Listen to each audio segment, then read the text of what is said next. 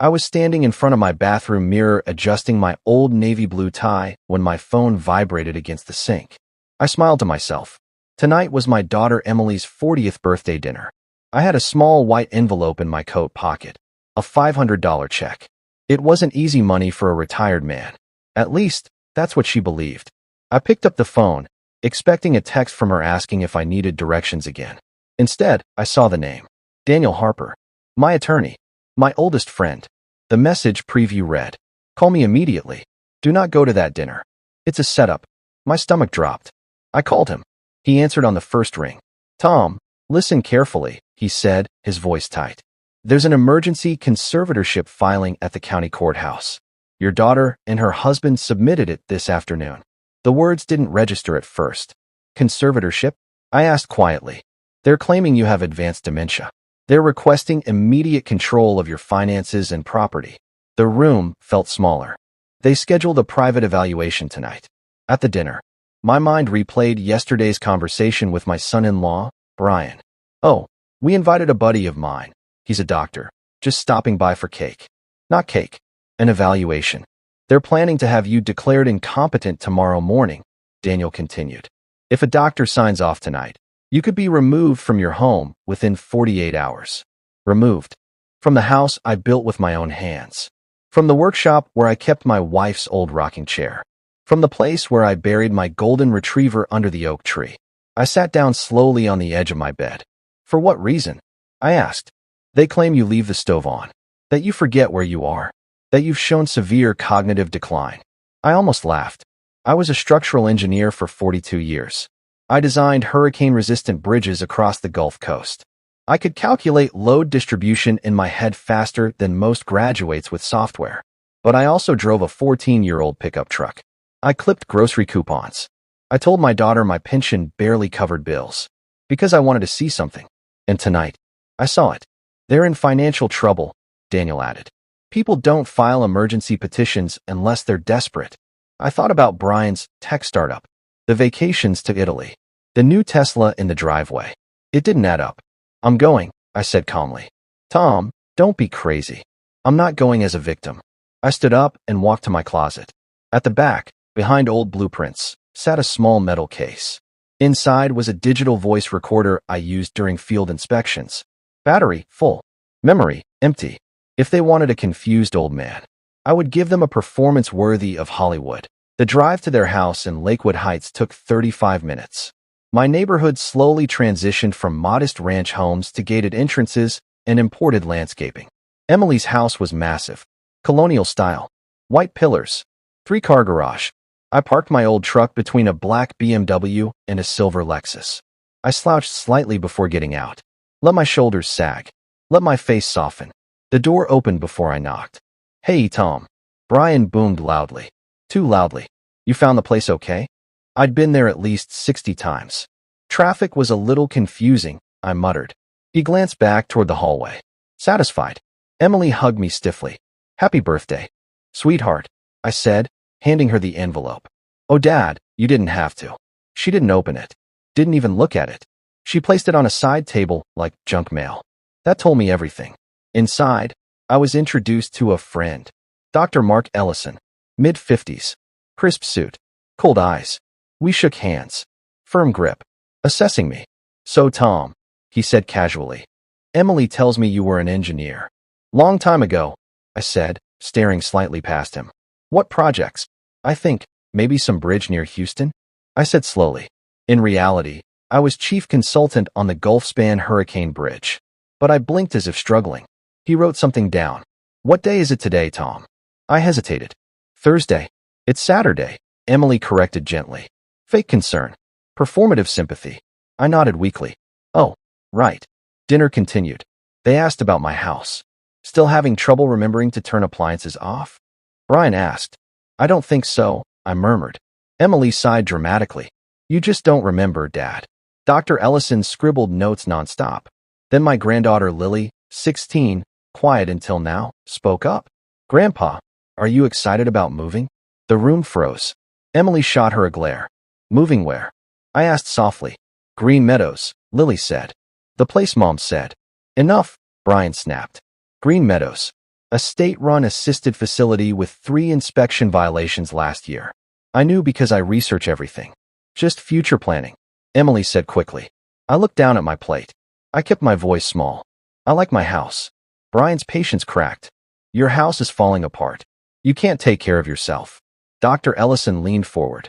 Tom, would you say you manage your finances well? I let my hand tremble. It gets confusing. That was all he needed to hear.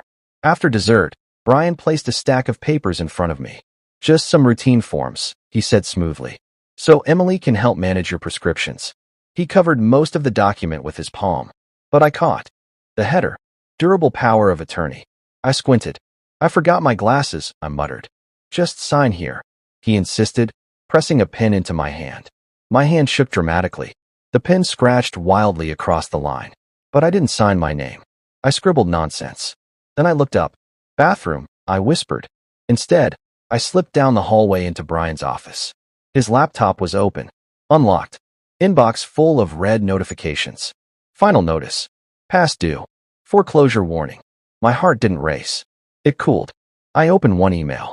Outstanding balance. $1.4 million. Collateral listed. Property. 214 Maple Drive. My house. How? I searched further. Found it. A scanned quitclaim deed. My forged signature. 6 months ago, he had transferred ownership of my house to himself. I took photos with my phone. Crypto statements. Zero balance. He'd lost everything gambling on digital coins. And now, I was the bailout. The conservatorship wasn't about safety. It was about hiding the theft. If I were declared incompetent, I'd never testify. Never contest the foreclosure. The door handle rattled. Emily stood there. Dad? What are you doing? I slouched instantly. Got lost, I mumbled. Relief washed over her face. She believed it. Back at the table, Brian pushed the papers toward me again. Let's finish this up. I looked at both of them, then at Dr. Ellison. And slowly, my back straightened. My hand stopped shaking. My voice steadied. You forged my deed, I said clearly. Silence exploded across the room. Brian froze. Emily's face drained of color. Dr. Ellison blinked. I'm not confused, I continued calmly. And this entire dinner has been recorded. I tapped my coat pocket. You filed for conservatorship because you're bankrupt. And you needed control of my assets before foreclosure notices reached me. Brian stood up abruptly. That's insane. No, I replied evenly. What's insane is thinking the man who engineered hurricane bridges wouldn't double-check property filings every quarter. I pulled out my phone, displayed the photos. I have copies of the forged deed, the loan documents, the delinquency notices. I looked directly at Dr. Ellison. And I have a recording of this evaluation conducted under false pretenses. He slowly closed his notebook. Emily began to cry. Dad, we were going to fix it. With my house. I asked. I stood up. No tremor. No weakness. I may be 72, I said quietly. But I am not disposable. I walked toward the door, paused, and looked back at my daughter. You didn't fail because you wanted money, I said. You failed because you thought I was too old to fight. I opened the door, and that was your fatal mistake. I didn't slam the door. I didn't yell. I didn't threaten. I simply walked out, and that scared them more than anything. The cold night air hit my face as I stepped off their porch. My phone was already in my hand. I dialed Daniel. They forged the deed, I said calmly. I have proof. There was silence on the line. Then, go home. Do not speak to them again tonight. I'm filing an emergency injunction first thing in the morning. I also recorded the entire dinner. Daniel let out a long breath. Tom, you might have just saved your life. The next morning, at 7:30 a.m., Daniel and I were seated in a courtroom downtown. Emily and Brian arrived 10 minutes later. They looked like they hadn't slept. The confidence from the night before was gone. Dr. Ellison was there too. He avoided eye contact with me completely. The judge entered at 9 sharp. The petition for emergency conservatorship was called. Brian's attorney stood up first. He described me as a vulnerable senior experiencing rapid cognitive decline. He mentioned safety concerns. He said I was financially confused. Then Daniel stood. Your Honor, he said smoothly, we have compelling evidence that this petition is not about health. It is about financial concealment and fraud. He submitted copies of the forged deed, the delinquency notices, the crypto losses, the recorded audio from dinner. The courtroom grew very quiet. The judge adjusted her glasses and began flipping through the documents. "Mr. Miller," she said to Brian, "would you like to explain why your father-in-law's home appears as collateral for your private loan?" Brian opened his mouth. Nothing came out. Emily began crying softly beside him. Dr. Ellison shifted uncomfortably in his seat. Daniel pressed play on a section of the recording. Brian's voice filled the courtroom. "Just sign where my finger is, Dad. Trust me." Then Emily's. "You don't remember the dangerous things you do." Then Lily's small voice. "You said he was going there tonight." The judge stopped the audio. Her expression changed. Cold. Sharp. "Emergency conservatorship denied," she said firmly. She looked directly at Brian. "I am referring this matter to the district attorney for investigation into potential elder abuse and document fraud." Emily gasped. Brian went pale. The gavel struck. Just like that. Their plan collapsed. Outside the courthouse. Emily approached me slowly. "Dad, please." Her voice was different now. Not calculated. Not rehearsed. Just desperate. "We were drowning," she whispered. "Brian lost everything. The investors were suing. We thought if we could just borrow against the house temporarily." "You didn't borrow," I interrupted calmly. "You forged." Tears streamed down her face. I was scared. I looked at her for a long time. "I would have helped you," I said quietly, "if you had asked." And that was the truth. That was the part that hurt her most. The twist they never expected. 3 days later, I made another appointment. Not with a lawyer. With a financial advisor. Because there was something Emily never knew. Something almost no one knew. I wasn't living on a tiny pension. I wasn't barely surviving. For years, I allowed that illusion. I drove an old truck on purpose. I clipped coupons. On purpose. I let people think I was small. Because when people think you're small, they show you who they really are. 40 years ago, when I designed coastal bridges, I didn't just collect a paycheck. I accepted equity stakes, quiet shares in infrastructure firms, engineering patents, consulting royalties, and I never touched most of it. By the time I retired, those quiet investments had grown, and grown, and grown. When Daniel finished reviewing everything, he leaned back in his chair and laughed. "Tom, you're worth north of $18 million. I nodded. "I know." Emily thought I was a burden. In reality, I was the wealthiest person in her life, and she gambled that away for nothing. What happened to Brian? The district attorney didn't move slowly. Forgery of property transfer documents. Attempted financial exploitation of a senior. Fraudulent loan collateralization. The evidence was overwhelming. Brian accepted a plea deal 6 months later. Probation. Heavy fines. Permanent financial monitoring. His reputation destroyed. The investors who once toasted champagne with him disappeared overnight.